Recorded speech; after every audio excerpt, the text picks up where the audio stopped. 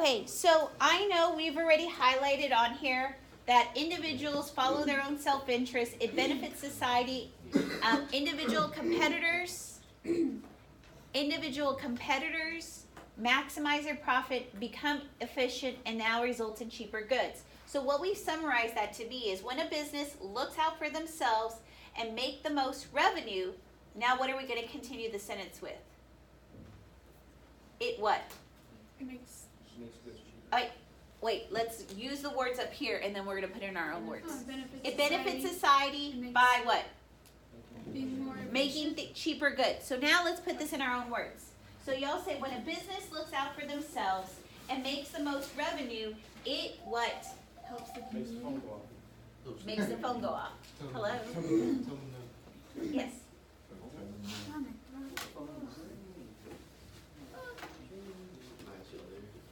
He was. Okay, thanks, bye. Okay, so when a business looks out for themselves and make the most revenue, Helps the community. it helps the community, or could we say consumers? It's a nice word. Y'all know what consumers are? People who buy stuff. Consumers. It helps consumers how? By lowering the price. By lowering prices. Okay, did we do everything that was highlighted? So far. Have we talked about individuals follow their own self-interest? We know it's business, benefit society, individual competitors maximize profit. Oh, what word did we forget? Efficient. So when a business looks out for themselves and is more productive, right? Making the most revenue, it helps consumers by lowering price. Have we now put that in our own words? Right, we just forgot that, efficient.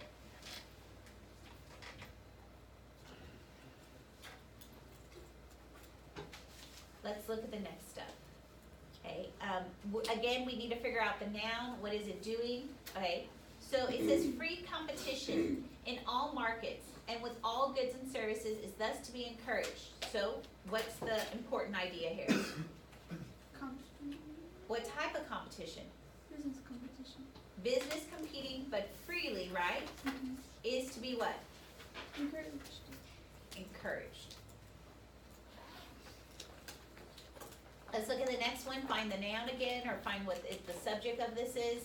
The government intervention serves only to make the operations less efficient and thus to be avoided. So what is the noun here? Government. Government what? Intervention. Okay, so what about this government intervention are they saying? It makes the operation less efficient. Is there anything else? It needs to be avoided. Avoided. Okay, so let's look at this next sentence and put it in our own words. So what does it mean, free competition? Businesses. Businesses should compete what? Free. What does it mean freely? Without what? Restrictions. Without restrictions. So businesses should compete without restrictions, comma.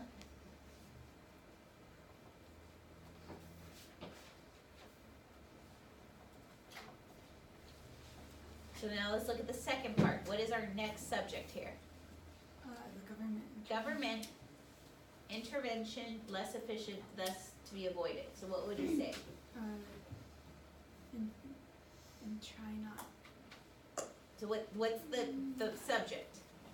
The government. The government what? Intervening. Okay. Interrupting. The government should not interrupt who? Business.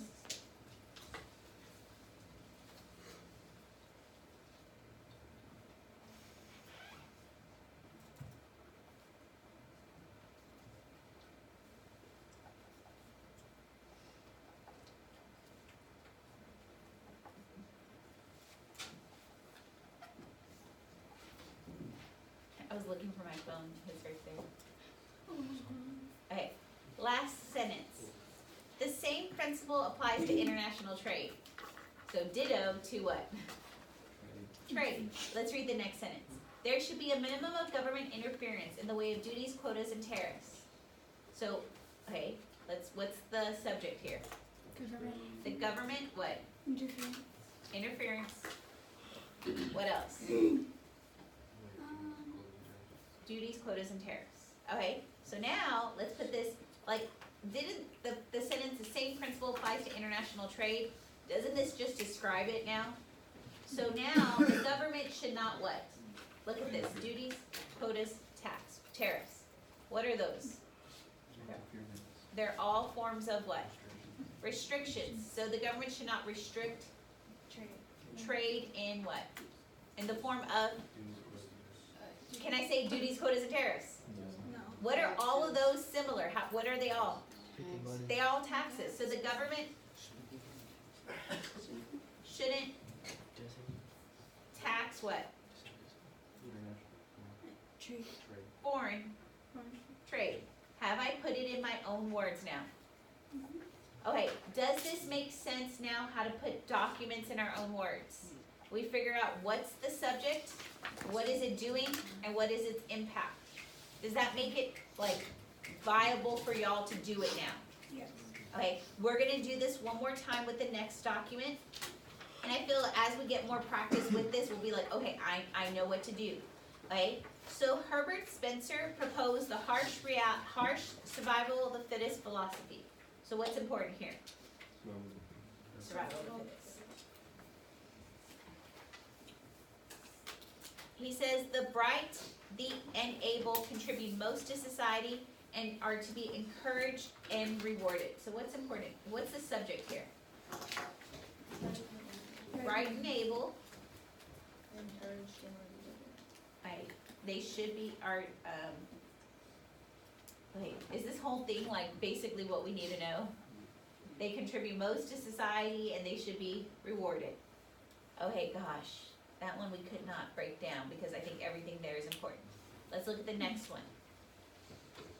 Alright, well, let's put this in our own words. We know it's survival of the fittest, but let's put this first sentence right here in our own words. So, who is the subject? The bright and able. Okay, but what's another word I could use for bright and able? The younger generation. I'm bright, I'm able, and I'm old. Wisest among Can I say the wisest ones? Because can you be young and foolish? The most capable. The most capable. Does that now give us a gamut from young to old? Yes. Okay, so I'm gonna see the most able. No. Capable. Oh, the most capable, that's a good one. That's what I. Okay, there we go. Never mind. Do y'all like capable now? Okay, the most capable. Let's read, so now we have the subject, right? The noun. Let's look at what it says. Contribute most to society. So Ms. Verdeen, I'm contributing a lot to society because I'm educating 180 kids, right? I'm just trying to find. But just imagine if I was a stay-at-home mom. Am I contributing most to society? Possibly if I brought up a prodigy or something like that, Sure. okay? But they're not. Are you? Sorry, if Kai's and Calliope are gonna watch this and be like, what the heck, Mom? Okay, so the most capable contribute, what does contribute mean? Like bring To together, give. Giving. Helping. Most to society. So the capable give, Just trying to think of it. they give what? Good riddance. They give what?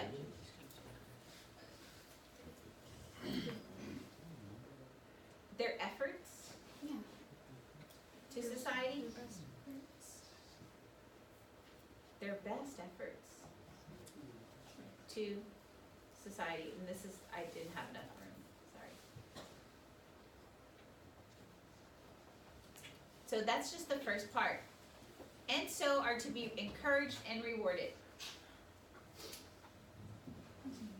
What does that mean? So, if you're the best and capable, like Miss Verdine, I'm capable, I am doing my best efforts in society, but am I being encouraged and rewarded? No. You be compensated. They need to be compensated for their work, right? Okay? They need to be compensated for their efforts. Okay, today in society, who do we say is the most capable and that they contribute a lot, that they're actually getting compensated for their efforts? Do y'all know of some people who are that capable? Doctors, what else? Lawyers, they are capable, right? They give their best efforts to society. High tech. Construction workers too. Okay, but are they as compensated for their efforts, construction workers? Huh? Athletes, pro athletes, right? They're the most capable, right? Gates. They don't like contribute to society. Bill Gates, Actors. actors, they contribute a lot, right? Direct. So all of these people that y'all see the high dollar money in, right? They're compensated. But what about nurses? Nope. Are they? But are they capable? But they're not what? Compensated. They actually do more than doctors. Huh? They actually do more than doctors. Yeah. No way. Okay, so let's keep on reading this. The poor, the weak, and the handicapped demand more than they contribute and should not be supported but rather allowed to die a natural death. Wow. Gosh. Okay, that whole line was just like, that's something that, like, if you're ever breaking up someone, there you go. Yeah, that's what I'm gonna say when I break up. You are poor, you're weak, and you're handicapped, and you demand more than you contribute to our relationship, so you should not be supported but rather to die a natural death. Peace out. Okay? Okay, let's look at this. I do not have enough room, but I'm gonna try to write it here. I'm just gonna fold my paper. Okay, so what is the subject of this next part? The weakest. Okay, can I say the weak? Oh, less capable, right? You're less capable to sit around on their The less capable, what? are unable to Demand more than they contribute. Ask. They give, they take more than they give. They take more than they give.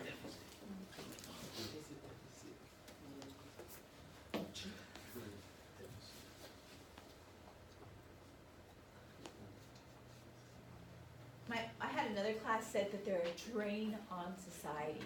They're like, oh, that was deep. Like, Yeah, okay, good. I was like, have you heard that before? Told to you? Yeah, but. And they said no. Well, Miss Major said it. Really? Yeah. Huh? Or she called me a disgrace to my race. I don't know. Okay. Wow. Okay, so let's move on. The less capable are a drain on society, or they take more than they give. So, let's look at the next part. And should not be supported, but rather allowed to die a natural death. You shouldn't be, They shouldn't be helped. She said, And then I'm just not gonna put a bit about dying a natural death, like, hey, rest in peace. Okay. Have we put these two parts in our own words? yes. Yes. Okay. Let's look at the next part. Contact with the harsh and demanding reality is a maturing experience. So you having to go through the harshness of life, does that make you tougher? Yes. Yes. Okay, so that's basically what it's saying on that one. And should not be diluted by well-intentioned, but in reality, destructive charity and handouts. So what's the subject here? I talked about that first part, that going through the tough stuff really makes you tougher. But is that the subject of this whole sentence? What else is really the subject? Charities and handouts, this is the real subject. Charities and handouts. What do they say about? We think good, it's charity, right? I go and I give my money to the Salvation Army. I go and buy angel tree gifts. I'm giving charity and handouts. You'll ruin their society. I am ruining society by doing that? How dare you? That's what this says. How, gosh, this is like the Grinch, right? This is the Scrooge of Christmas, right? Okay, so what's my noun again? Charities and handouts? So what would I say that in my own words is? Giving what? Donations. Assistance. Okay, what's better, donations or assistance? Assistance, because that covers more. Giving assistance to who? To the less fortunate. To the less fortunate? Is what?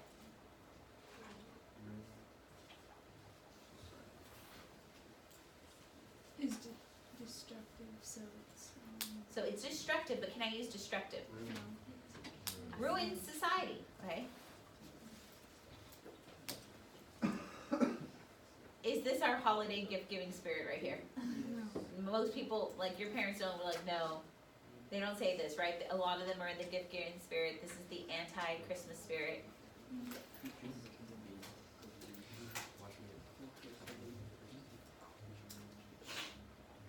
So in my other class, they said assistance should not be given to the weak because it rewards them for doing nothing. Okay? Your other class is smart. They were like, no, if you give stuff to people, they're just gonna want what? More. And they said if you keep on giving and they don't do anything, this leads to our society being what? Lazy. And they looked at this philosophy and they really said, I guess it's a hardworking class, but they were like, oh my gosh, this is what's wrong with America right here. Okay? That we keep on giving and then people want more. Okay? So, again, I'm not concurring if we agree with these philosophies or anything, but do you now understand how this dovetails today into our politics? So it says, if natural principles were followed, the evolution of the survival of the fittest is the competition of human life will be the result. So basically, survival of the fittest, right? Which we already highlighted earlier. Spencer did not set out to examine any particular society and its values, rather his critique was proposed as culture free. Does that even add to our argument? No. So I'm trying to take you through portions of it so y'all realize sometimes you don't have to give summation to all, because this is just explaining. According to Spencer, it applied to all people and it was derived from the basic organic principles of growth and development. Spencer applied to society the same principles that Charles Darwin saw in biological life, hence his name, social Darwinism. This portion, was it important to an argument? No, right? So did I need to be able to summarize this to make an argument? This right here, did that help me make an argument? So sometimes in documents you don't have to give a whole summation. Just what is the significance of the document, okay? We're now going to go to the next one, Gospel of Wealth. It's the document C. This then is to be held the duty of the man of wealth. So what is our subject? Man of wealth. And what else? What else is important here? The duty. Duty, right?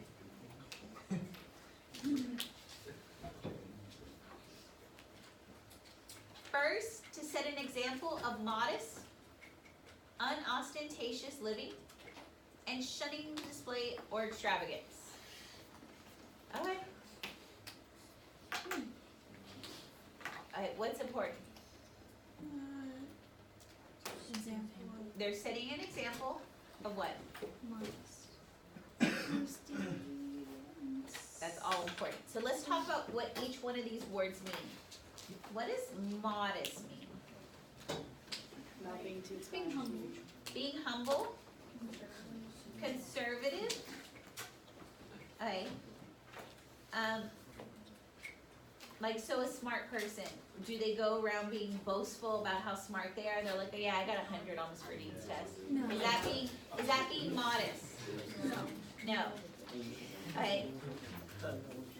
So y'all know what modest is, right? Y'all probably know some people who are modest. Do y'all know what unostentatious means? No. What? Okay, so let me talk about what ostentatious means. Ostentatious, I just want you to think about prom. Do people go to prom in the clothes that they're wearing right now? No.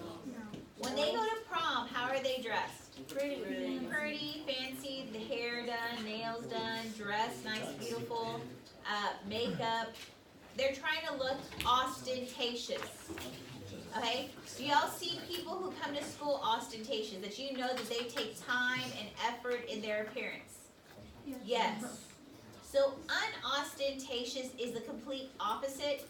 I just had to go to Walmart yesterday. I saw a lot of unostentatious people, because when people go to Walmart, H-E-B, and Target, do they go ostentatiously? No, they go in their hot mess of self, right? I wish one day you will never see me ever.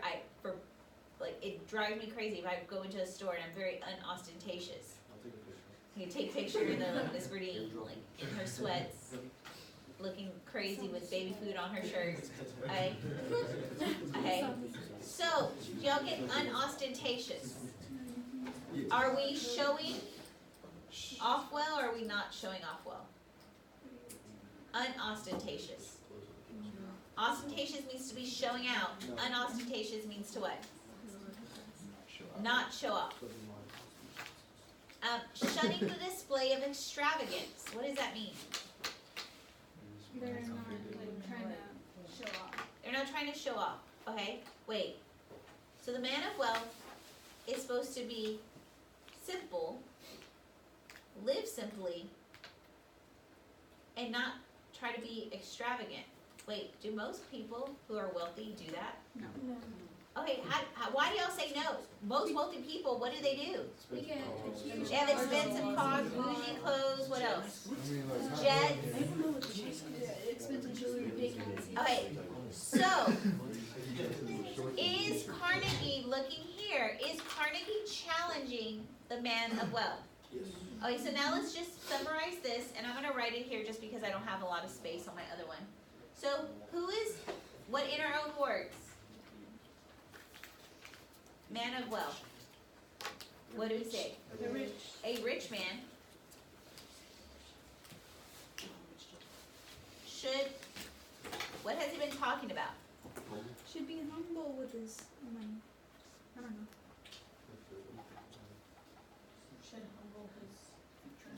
Is humble like really a good word to describe money?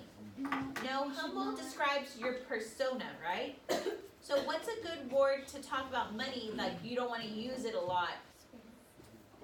Oh, someone said it. Yeah. Not frugal. Yeah. That was a word we talked about a long time ago. A rich man should live, should live frugal. Not frugally. That's fun. frugal. Okay. Let's look at the next part. To provide moderately for the legitimate wants of those dependent upon him. Okay. Is that all important? Yes. Okay. So I'm going to highlight it. What's the noun here?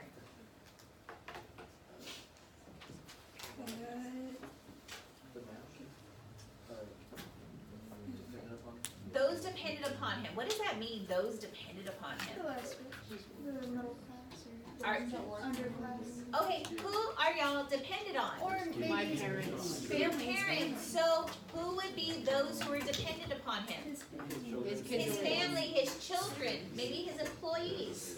Okay, so what would y'all say? Provide moderately for the legitimate wants of those dependent on him. Is that his workers or is that his family?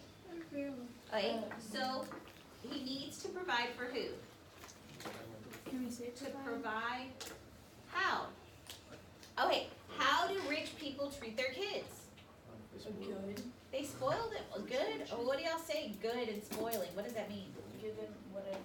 I mean, give them a lot. They give them a lot. Okay, so but he's saying here, provide moderately for the legitimate wants of those dependent upon him. How is he telling them to act with his kids? He needs to provide what? Just for what they need. The necessities or what's necessary to live. He needs to provide for his family's needs, basic needs. But is that moderately? just giving basic needs. So what? Provide for his family's needs. Okay.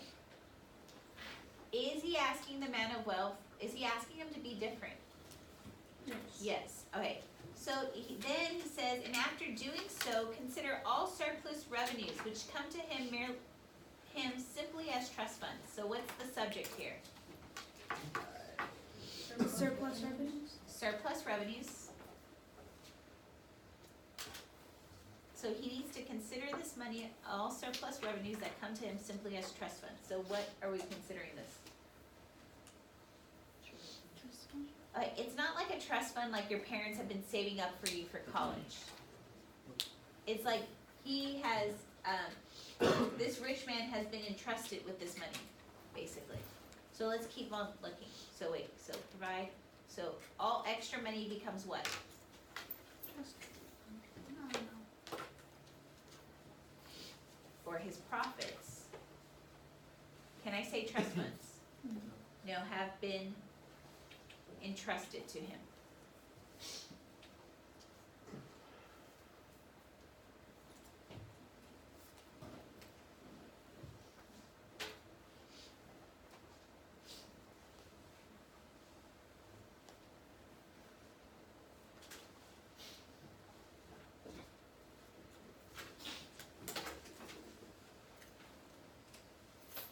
Which he is called to administer. Do y'all see that? Which he is called to administer. So what is he supposed to do with this money? Administer. And strictly bound as a matter of duty to administer in a manner which, in his judgment, is best calculated to provide the most beneficial results for the community. Okay, so he's administering this money for what? For those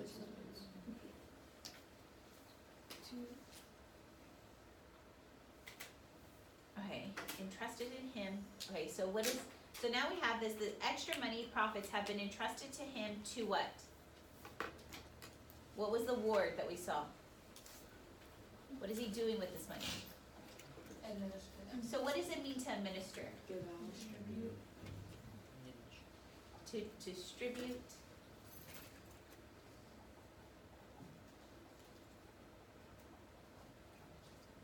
So we have the duty to administer in a manner which, in his judgment, is best calculated to produce the most beneficial results for the community.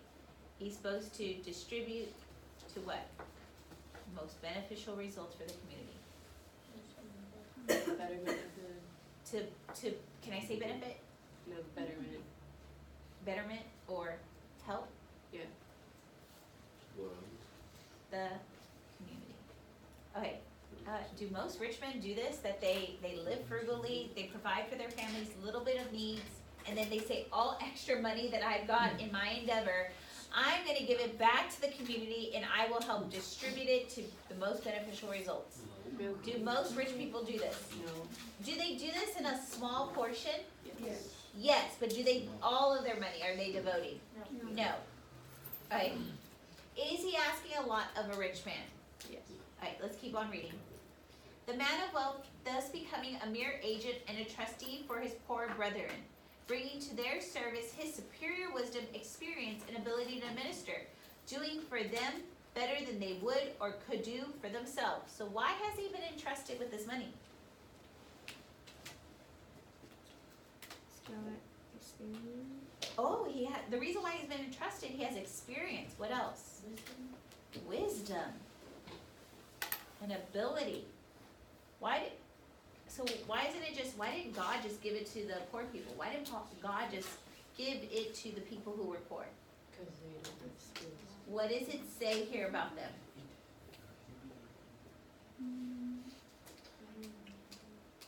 They wouldn't use it to better themselves. They wouldn't use it to better themselves. Okay, so the rich man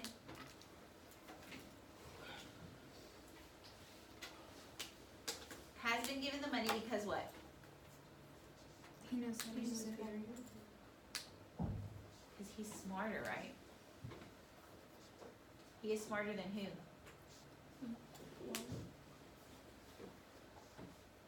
than the who? The poor. Okay, I'm gonna skip 2 and 3. And we're gonna flip to question 4, and we're gonna flip to, it's a document. And I want you to talk to your partner on document G. It's the big picture on page 2. Okay? Document G, it's the big picture on page 2. I want you to talk to your partner about what you see here. Y'all see this? This is the image you're looking at, the big picture.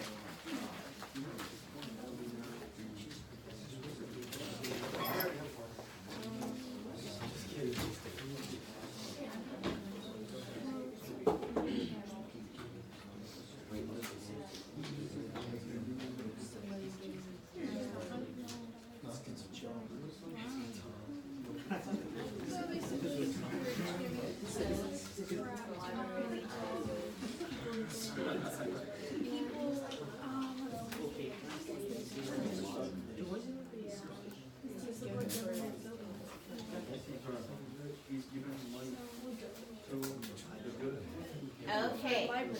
Okay, let's see. What do y'all see? Okay, a rich man, this guy right here, his name is Carnegie. He was the guy that just did that philosophy that we just talked about. So this is the rich man. How should he be living according to our quote? Frugally. Okay, what is this right here? From the document, what was this called? This was called the trust fund, right? Why does he have so much? Because he has been living how? What is he now? He's making it rain right here. Okay. What is he providing for? Library. Okay, so do you think, this is a library, do you think, remember he has superior wisdom to minister and intellect. Do you think that if the common people, the poor, were given this money that they would have created a library for themselves? No. That's why he says he has superior wisdom, because he could do better for these people. But does this really benefit all people, the library? No. I think we have a library here, but does everybody in our school set foot in that library? No. So, like even today, there's people who go to night tutoring, right? There's people who actually at night tutoring get tutoring. And there's people who go to night tutoring that, do they get tutoring? So does this library really benefit the whole community? No, only those who what? Use it. And that's one of the key things, is that he wants to help those who want to help themselves. Okay? Does that mean he's giving help to everyone in the community? No. One of the biggest things he's going to do, and this has been constantly on the EOC and the AP test, is by creating these libraries, he's going to educate the community by helping those who, what? Who want the Help themselves. Okay, so we have this great program in the middle of our day called Tribe Time. It's a great idea, right? It was administered by a very smart person saying, hey, let's give time to students in the middle of the day to be able to help themselves by educating. How many people use Tribe Time for that? Either you go to tutoring with another teacher. I know Ms. Gorman has a lot of people. Ms. Rabin has a lot of people who go in. Or they use it for study guide time. Okay, right? Okay. Are there some people who don't use that Tribe Time? Yes, a lot of people. So Carnegie, who is he trying? That Tribe Time, he's talking about those, it's beneficial, right? Okay, so let's look at this next document right here. Same thing. Anytime you see a guy in a kilt, you should automatically think of who? This is Carnegie. He is Irish. Okay, he's making it rain again. Because what has he done with his money? How has he lived his life? Frugally. But what is he providing for? Look here. The education. This is free university education. Oh wait, looking at this. Does everybody benefit from this? No. He is helping those who have done what? Help themselves. Okay, so let's look at coming back here and giving a summation to number 4. What is Carnegie investing in? What summarized the main idea of the cartoon? Carnegie invested in what? In libraries and what? University. And education for who?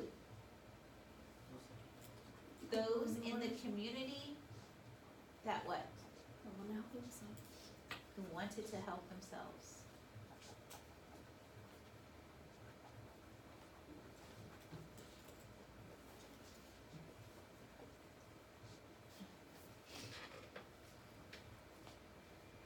Are y'all getting how to do this document stuff now? Okay, we will go thoroughly through it.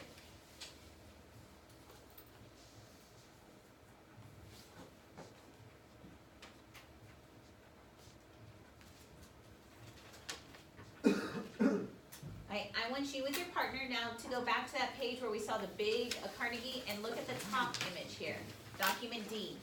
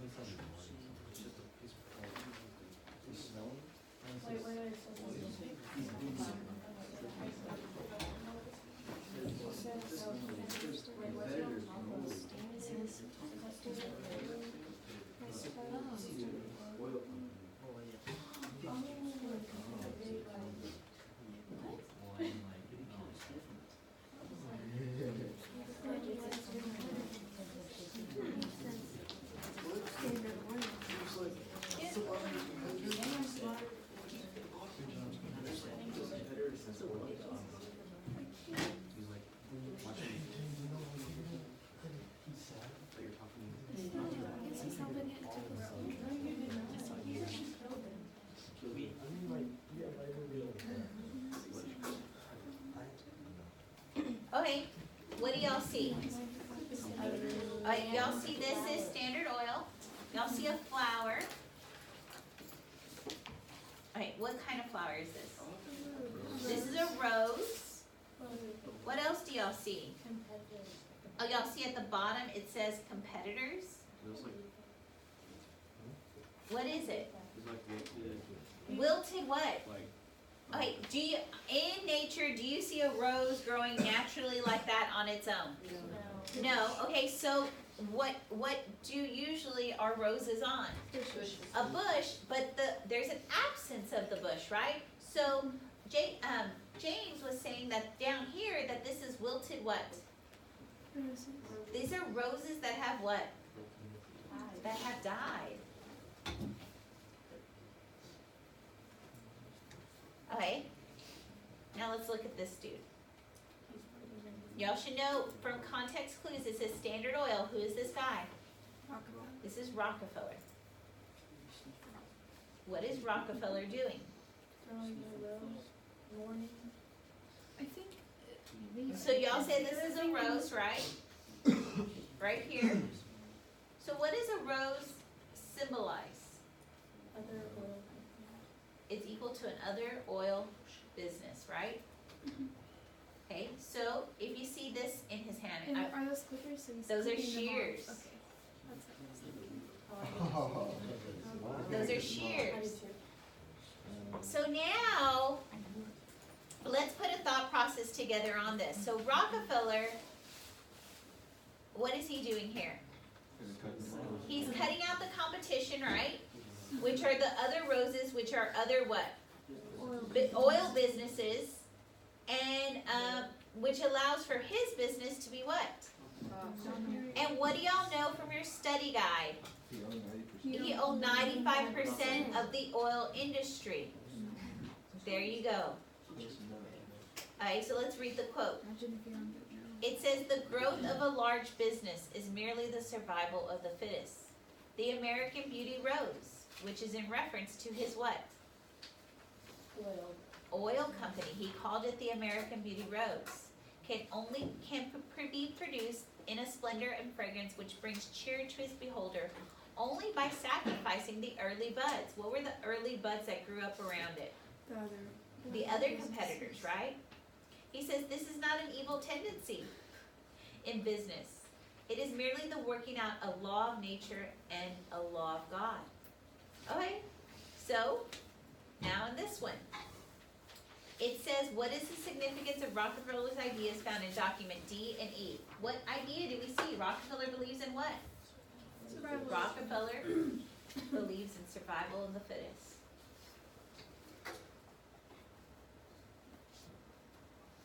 I can spell.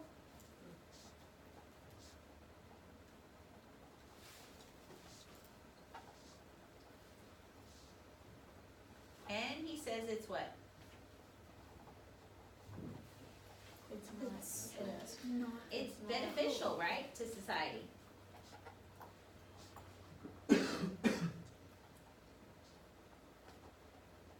It's natural, right? So this is like Walmart. Walmart comes into a small community, what happens to the mom and pops? They run out because they can't compete with Walmart, 'cause it's huge, right? They roll back prices, make them lower. Is this beneficial to the community? Yeah, but what did it sacrifice? Okay, so we are now gonna look at, question 2. Does social Darwinism reinforce laissez-faire? Social Darwinism saying only the big should survive? Laissez-faire says keep the government out. Do they both, or are they on the same wavelength? Because if the big are to survive, who must we have absent? The government. And laissez-faire believes in what? So keeping the government out. So both don't want.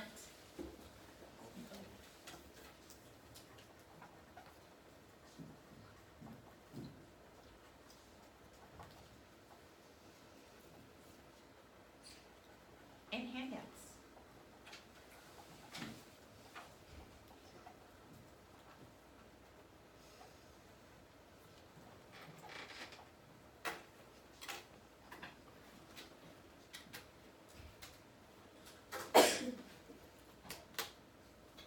Okay, the next question here says, compare and contrast social Darwinism. What, if we were to summarize social Darwinism, what would y'all say?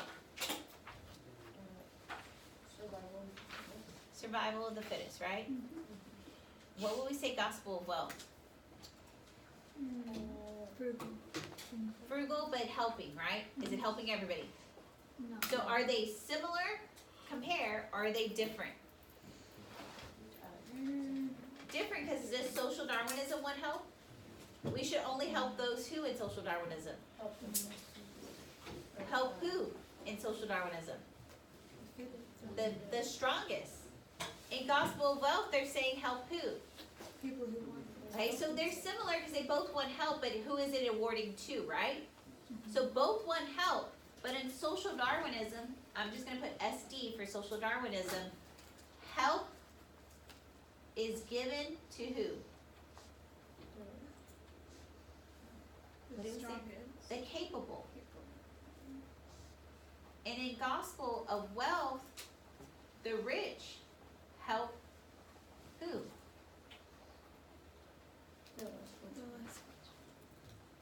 The less fortunate who what? Who want to help themselves. Who want to help themselves.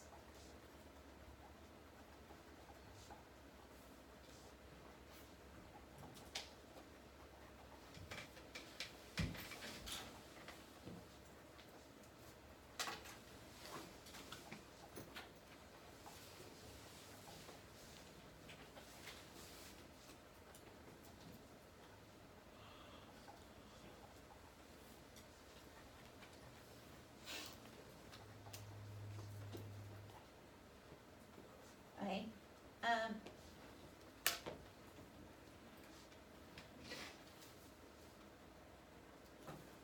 Now what we're going to look at is summarize the ideas of social gospel.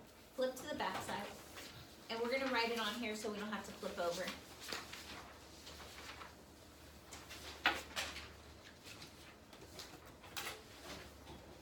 Okay, so social gospel is also known as Christian socialism. Okay. It's a moral reform movement in the late 19th century that helped pave the way for the progressive movement. So what's important here? Christian what? Socialism. I've lost my highlighter, guys, so bear with me.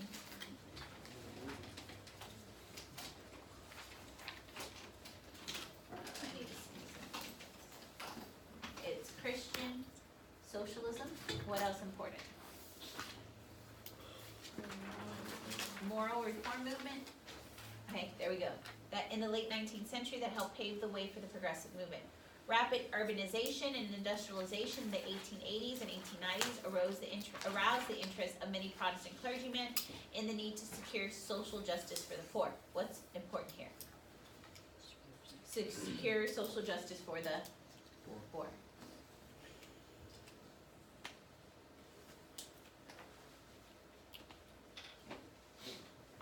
They aimed to expand their appeal in the cities where the Roman Catholic Church was especially popular amongst large immigrant population. That really doesn't tell us about social gospel.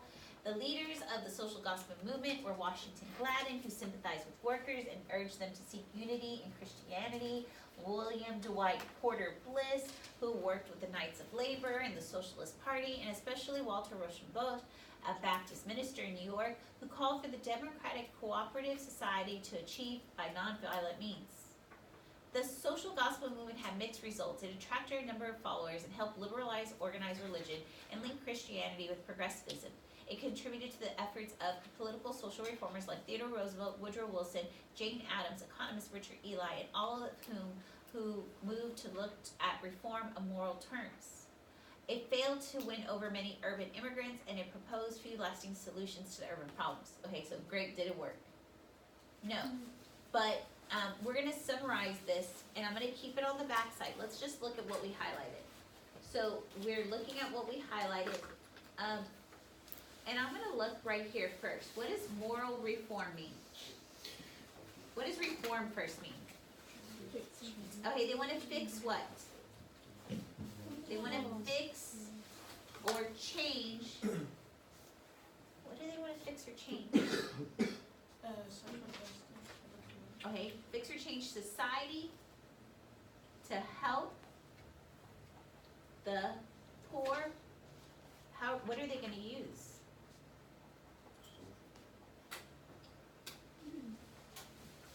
Do we say socialism or church?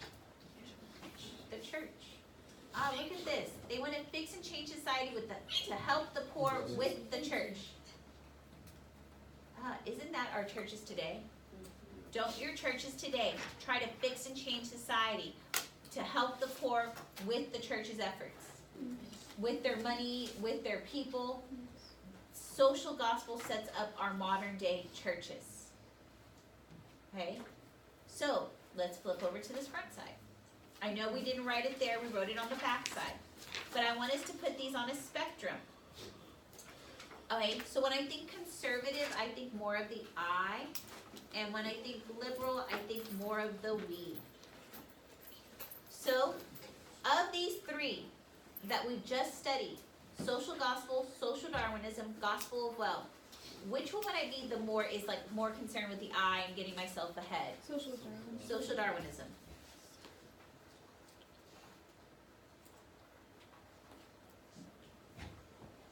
Okay, now let's go to the complete opposite. Which one is the complete opposite of social Darwinism? Social gospel. Social gospel is concerned with all people, right? So which one do we say it's in the middle? It's kind of concerned with people, but only like a little bit of people. Why do we say that gospel of the wealth is in the middle?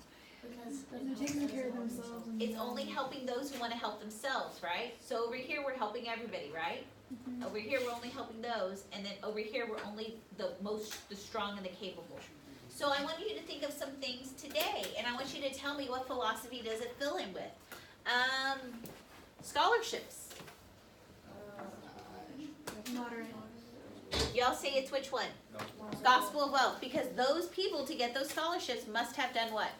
Government education. Worked hard, done stuff. A lot of them have like requirements about like aptitude or something, right? Or even income. Okay, GPA. Social Darwinism. Soup kitchens. Social gospel. Okay, food stamps. Social gospel. Food stamps. The government just gives to people who are in need. Social gospel. Okay. Exemptions. Gospel. Okay. Oh, I know. Maybe What do y'all think Darwinism. exemption? Okay, a lot of people had an argument on this. They're like social Darwinism because the people who did not get sick, the strongest survived. But then they were also saying that for that exemption, didn't you have to work at it, right? Okay. It's a fine line. It's a fine line between that one and people. It's just bitterness. I'm sorry. Okay.